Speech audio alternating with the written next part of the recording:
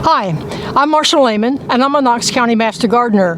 Today, we're going to be pruning an Edgeworthia, and the botanical name is Edgeworthia chrysantha. Now, I had never heard of this, I had never seen it, but when I saw it, it was like, we have got to make a video of this. It is not a native plant. It is native to China and the Himalayas. The blossom, it is an early bloomer. It is one of the first things to bloom. Here we are in mid-April, and it has finished blooming. All the blossoms have dropped, and as an early bloomer, it gets pruned after flowering.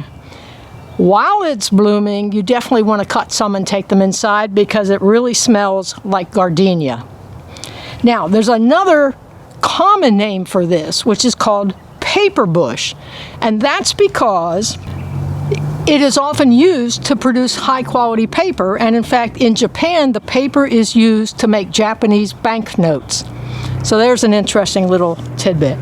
Now, as far as growing this, it likes to grow in the shade, and it's a relatively low-maintenance plant. So if you've got a shady spot and you don't want to do a lot of work, this is a plant for you. Just keep in mind, it's not a native plant, but it's already about 6 feet wide and about 5 feet tall.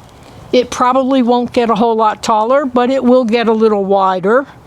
And as you can see, there is a lace leaf Japanese maple nearby, and in talking with the homeowner, the Japanese maple will get pruned for size and shape, and we're going to let the Edgeworthia continue to grow. Now, as I said, it doesn't need a lot of pruning. If you look at this, it's a fairly open structure to start with. It is multi-stem, so we're going to start at the bottom and take off a couple of extra shoots that are popping up. This plant's about 6 years old, and this is its first official pruning. And the focus will be on the 4Ds. Anything that's dead, which in my first inspection I haven't seen. Anything that's damaged, I haven't seen. But then we get to things that might be crossing rubbing, which eventually become damaged, and we have a couple of those, not a lot. And then dysfunctional. It's in a flower bed, so it's not like it's going to whack you when you mow lawn, so we don't really have any dysfunctional. So I'm going to get rid of the clipboard, and we're going to go down and start at the bottom and get rid of some of the extra shoots that are popping up. Again, it is a multi-stem shrub, so we want to keep some of these, but we don't need as many as we have accumulated over 6 years down at the bottom. Let's get started. We've zoomed in on the base of the plant where all these shoots are, and in fact, I'll tell you there are more shoots on the back than the front, but there's no way to get the camera in the back. So I'll show you what we're going to do here in the front. When we come down here to the base of the plant, I'll probably keep this shoot. That's okay. This one is probably okay. This one next to it is a little smaller, and it just hasn't grown quite as well. So I'll take that one off as low as I can go. And that's what I'm taking off. Behind that are two really spindly little shoots right in the middle, here where my hands are. So I'll take those two itty-bitty ones off. There's one, and there's the second one. And those are maybe 1/8 of an inch in diameter, not very big. Then there's a little shoot in here that starts in the front and wraps around this larger stem. So I'll take that shoot off because we certainly don't want one that wraps around. And again, this one at the base might be 1/4 of an inch. These are not big shoots that I'm cleaning out. And around the front, I'll probably keep that one for another year or so. Here's one that's growing back in, and in a year or so would be crossing rubbing, so we'll just take it out now. Again, not a very big cut. There's a little skinny one, so we'll take that one out of the very center. And I see this one coming through the back, but I don't see exactly where it's coming from. Here we go.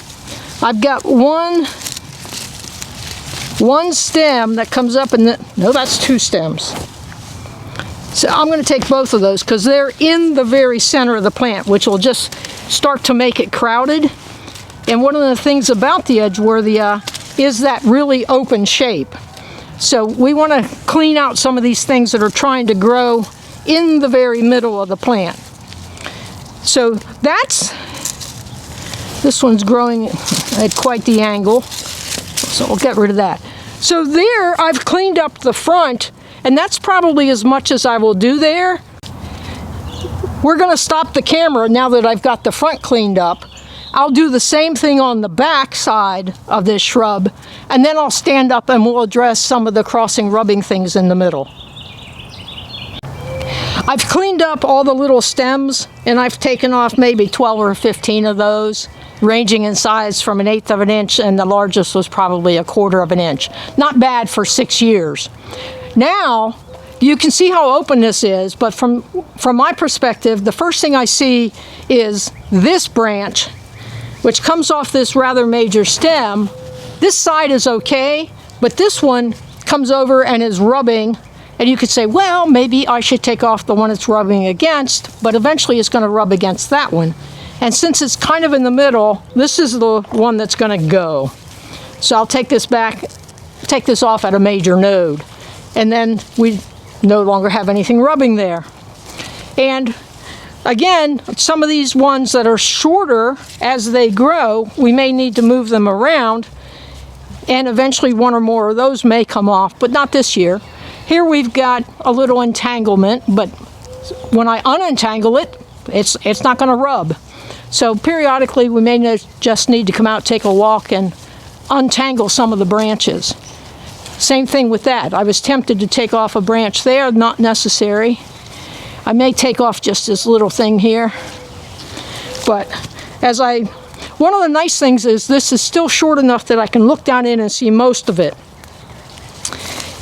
If we can get the camera to come in here where my hand is, what I can see that you can't see, we've got this major stem that comes up, it branches, nice Y there, and there's a third one that comes back towards me.